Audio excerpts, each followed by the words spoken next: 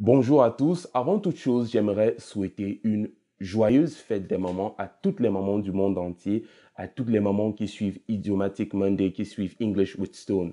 Toutes ces femmes qui au quotidien se battent malgré toutes les difficultés pour faire de leurs enfants de grands messieurs, de grandes dames utiles à la société demain. J'aimerais aussi partager avec vous ce proverbe chinois qui dit « Un jour tu l'appelles maman et elle le reste pour toute la vie ». Effectivement, je n'allais pas le dire en chinois. Maintenant, passons au vif du sujet. Bienvenue dans cette nouvelle vidéo d'Idiomatic Monday. Aujourd'hui, comme tous les lundis, nous allons partager deux expressions idiomatiques en français et leur équivalent en anglais, mais aussi leur origine, leur signification, et nous allons aussi voir comment les utiliser dans des phrases concrètes. Bonjour encore, je suis Stone et bienvenue dans Idiomatic Monday.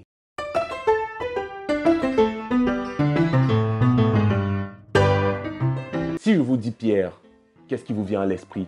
Pierre, nom propre de personne. Peut-être votre oncle, peut-être votre cousin, ou bien même votre frère ou votre papa. Mais dans le cadre d'Idiomatic Monday aujourd'hui, Pierre est un personnage d'une histoire. Et de cette histoire est née une expression idiomatique assez utilisée aujourd'hui.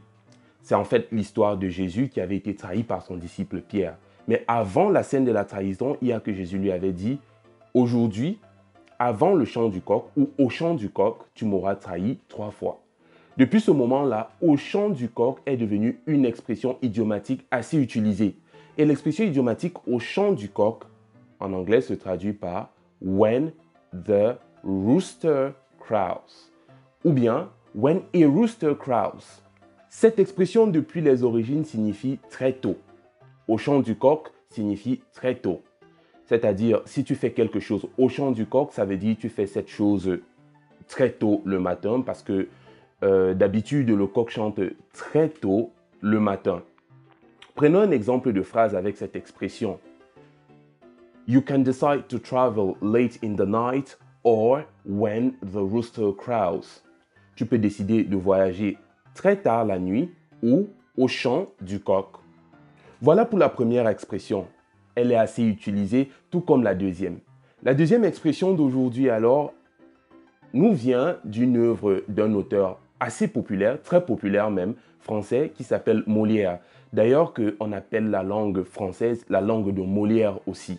Cette œuvre de laquelle est tirée cette seconde expression est rédigée en 1665 et elle met en scène un personnage qui s'appelle Don Juan, qui, très charmant, tua le commandeur de la Catalogne qui est une région espagnole, et s'enfuit avec sa fille, qu'il avait séduit bien évidemment.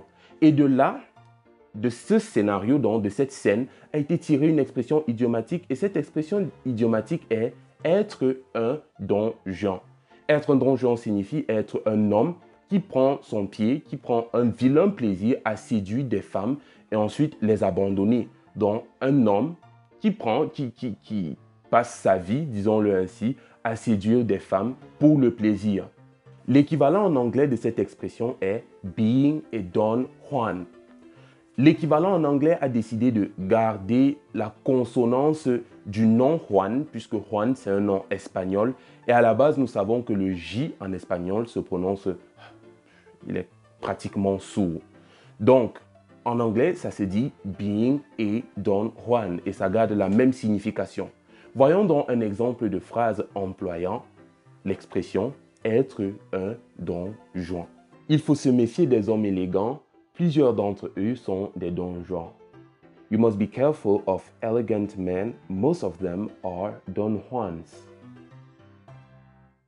Voilà, c'était tout pour nos deux expressions idiomatiques de cette semaine. J'espère que vous avez aimé cette vidéo. Si vous l'avez aimé, n'hésitez pas à mettre un pouce bleu, à vous abonner si vous êtes nouveau, à partager cette vidéo et surtout à mettre en commentaire vos exemples de phrases employant ces deux expressions idiomatiques. Quant à moi, je vous dis à bientôt pour la prochaine vidéo. I'll catch you in the next video.